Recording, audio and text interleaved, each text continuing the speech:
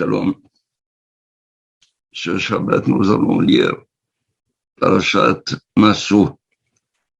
Parashat Nassau, c'est la suite logique. Parashat Bemidbar. On finit le recensement des deux familles de Lévi. On a commencé par Kehat, à la fin de la Parashat Bemidbar, Gershon et Merari, dans Parashat Nassau. Et ainsi, on a défini le campement des tribus et le campement également des Lévites. Alors, c'est extraordinaire ce qui se passe avec la formule que Akadosh Baruch Hu a donnée au Bnei Israël. 4 camps, Mahane Yehuda, Mahane Reuven, Mahane Ephraim et Mahane Dan. Mahane Yehuda était à l'est.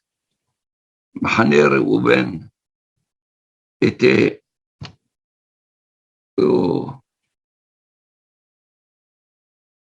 quand on se met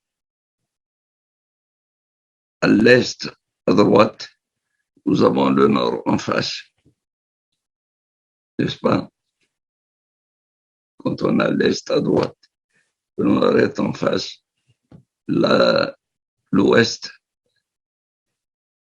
à l'opposé de l'est et le sud. Ce qui fait que nous avons 4 mahanot qui entourent le Mishkan. Les Lévi'im, ils sont 3 familles. Ils entouraient le Mishkan. Le Mishkan sous forme de triangle.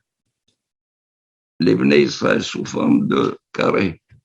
Ce qui fait dire au Hatam Sofer que la Torah était entourée d'un Samech.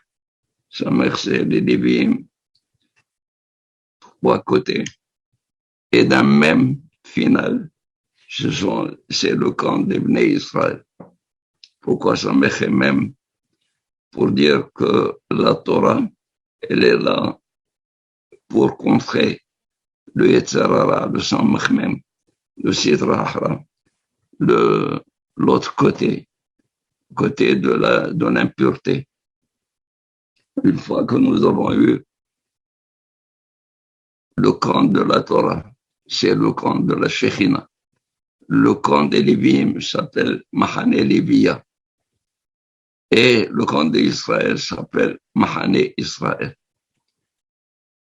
Après cela, nous avons eu une prescription. Veidaber Hashem Moshe Lemor. Ken.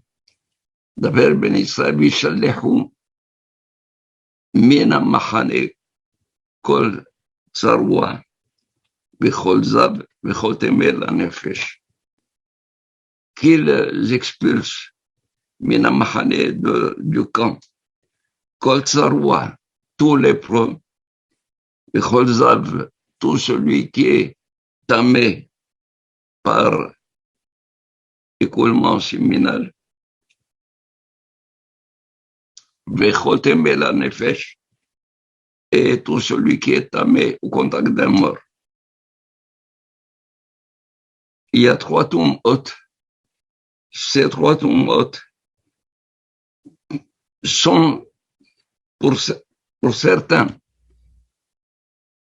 expulsés des 3 camps, comme le Tsaroua. Le lépreux, il est en dehors des 3 camps, même en dehors du camp d'Israël. Donc il est expulsé du camp de la Shechina, de la Libya et d'Israël, en dehors. Le Zav, celui qui est tamé par écoulement, celui-là, il est autorisé à être dans Mahane Israël, pas dans Mahane Léviya. Et tamé le Nefesh, celui qui est au contact d'un mort, tamé, il est permis dans Mahane Lévia.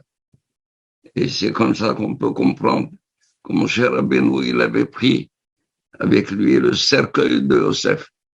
Et le cercueil de Yosef, il aurait pu être tamé, mais il était avec lui parce que tout celui qui est tamé, les nefesh, il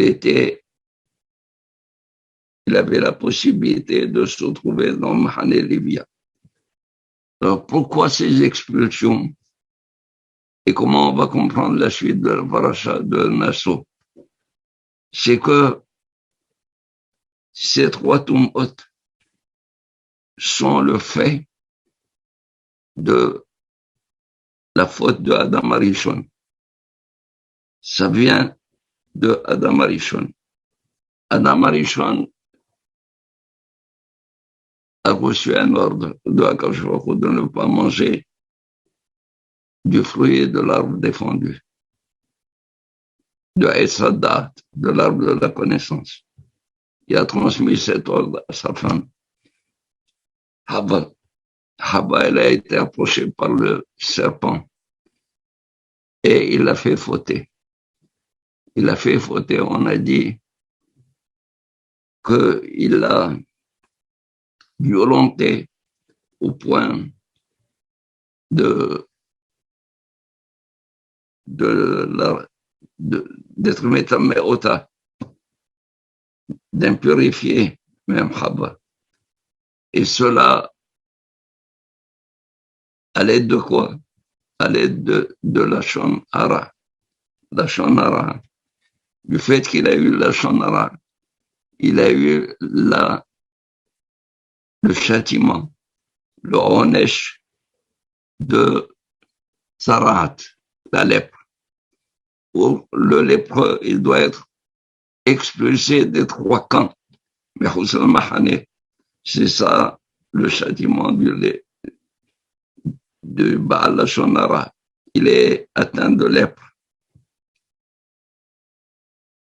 La femme, elle a fauté. Elle a eu Dam Ziva, Vedam Leda. Elle a été contaminée par le sang de la Nida et Dam Leda et Dam Ziva. Donc le sang de l'écoulement, le sang de la Leda, de la naissance, de l'accouchement. Elle a fauté. Zav, c'est permis dans Israël, dans Mahane Israël, mais pas permis dans Mahane Lévia. Le Temel Nefesh, qui est Adam Arishon, qui lui, par sa faute, il a amené la mort sur les Bnei Israël. Alors, il est permis dans Mahane Lévia. Dans Mahane Shechina, aucun de ces Téméim ne pouvait se trouver. Aucun de ces Téméim. Donc là, une fois que le Mishkan a été érigé, Akadosh Baruch Hu a dit, Vishallechu, Bnei Israël, ils doivent expulser Kol Tzarwa, Kol Zav, Kol Temel et Nefesh. Chacun d'eux, il était interdit dans un camp spécifique. Alors, on comprend la suite. Après cela, il dit Ish ketiste ishto, mala bo mal, une femme sota. Pourquoi il y a eu une femme sota? Parce qu'il y a eu le Inyan de Nahash avec la femme. Donc elle a dévié. Nitmea, elle a été impurifiée. Après cela, il y a eu la paracha du Nazir. Le Nazir, c'est quoi? C'est celui qui voit la femme sota dans sa dégradation. Il est Nozeretat Mominayain. Il se sépare du vin et de tout produit du raisin. Pour te dire qu'est-ce qui a fait fauter Adam Arishon, Hava et le Yetzer Hara, comment il est arrivé? c'est parce que Aïssa Da'at était lavine et Hava a coupé une grappe de lavine. Elle a pressé, elle a donné à Adam Rishon, ce qui fait qu'il y a eu la mort par Adam Rishon, la ziva par la femme qui a, qui a dévié, et le Yetzer Hara, qui est le Nahash, qui est expulsé des trois camps. Voilà donc quelle est l'architecture et le plan de cette paracha qui nous demande, une fois que le Mishkan a été érigé, de maintenir le camp dans toute la pureté, dans la Tahara, de renvoyer tout celui, ou de renvoyer en vérité, c'est d'expulser de nous-mêmes toute idée qui peut nous amener à cette impureté. Et Ratson, nous puissions avoir la Tahara, parce que